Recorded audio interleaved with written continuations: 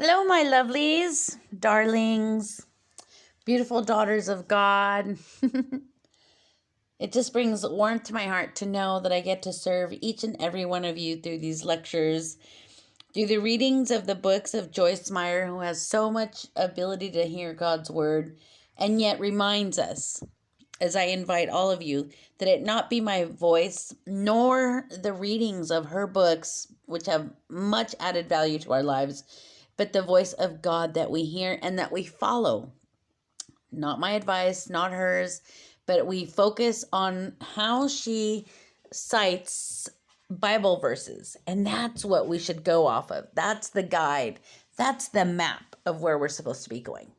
So here it is. This is part 2 of part 3 of chapter 2, Living Beyond Our Feelings. And this part is, it just isn't fair. Sadly, the world is filled with injustices. People go to prison for things that they do not do. One of my uncles spent 20 years in prison for a crime he did not commit. His wife, who did commit the crime, confessed right before she died, and he was released. But sadly, by then he had tuberculosis and lived only a few more years. I remember that my uncle was always a very kind man and seemed to have no bitterness at all about that great injustice.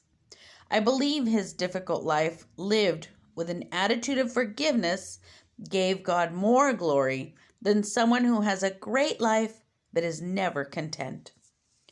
Our suffering does not please God, but when we have a good attitude in the midst of suffering, it does please and glorify Him. Having a good attitude while we are waiting for God to bring justice into our lives makes the waiting time more bearable. Life isn't fair, but God is. He heals the brokenhearted and their wounds and bruises. We may not know why things happen the way they do, but we can know God. Children die. Spouses die. Husbands and wives are sometimes unfaithful, and wives or husbands are battered. We face issues of homelessness, starvation, natural disasters, and many other unspeakable justices. But in the midst of it all, Jesus is beautiful, and He is a God who brings justice. Life isn't fair, but God is. He heals the brokenhearted in their wounds and bruises. We may not know why things happen the way they do, but we can know God. We can know His love, forgiveness, and mercy. When we are sad and emotionally distraught, one of the very simple yet profound things that helps is this: to look at and be thankful for the good things we do have, rather than dwelling on the injustices we've suffered. You might think, I've heard that 1,000 times, but are you doing it? Knowledge without action is useless. Many people are treated unjustly. They do not deserve the pain they experience. But I am so glad that even when I go through ugly, painful things, I do have Jesus in my life to help and strengthen me. Through His guidance, we can be burned but not become bitter. When we are hurt, we will have emotions about it. We may feel angry, frustrated, discouraged, or depressed. But we do not have to let any of those feelings control us. We can manage our emotions with God's help.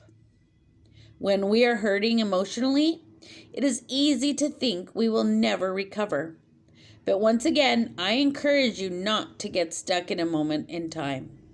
Perhaps you did not have a good start in life, but I promise you that you can have a good finish.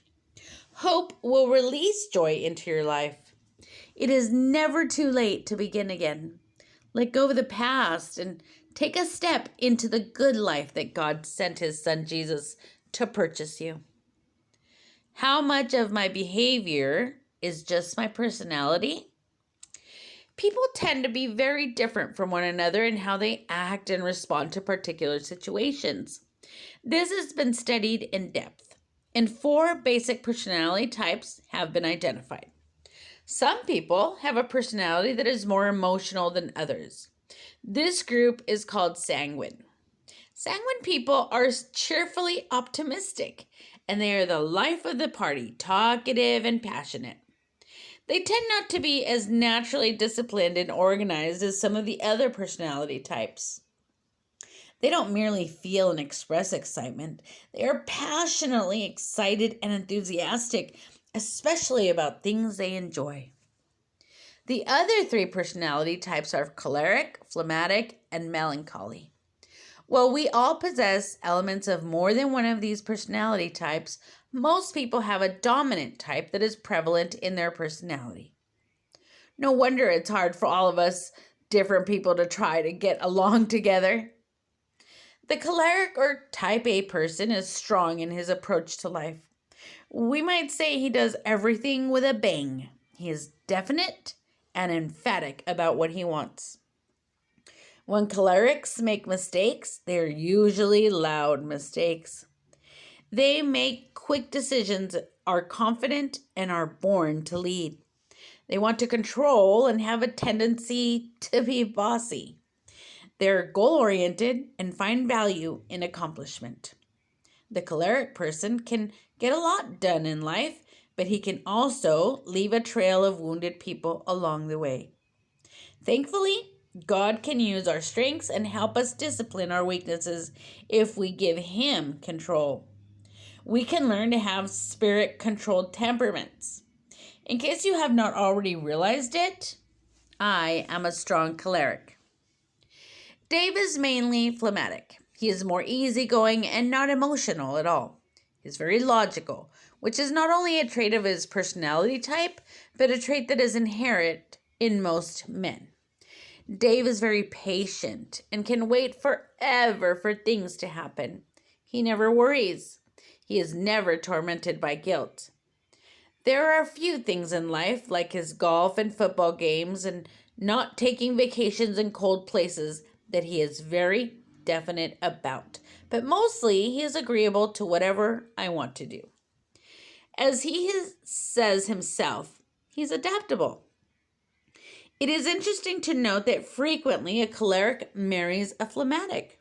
They're opposites, but each has something the other needs. Then we have the melancholy people. They're creative, talented, and highly organized. They need a plan. They love lists. Some of them, I laugh because that's me. Some of them tend to be easily depressed and discouraged. They need lots of encouragement, especially about their accomplishments.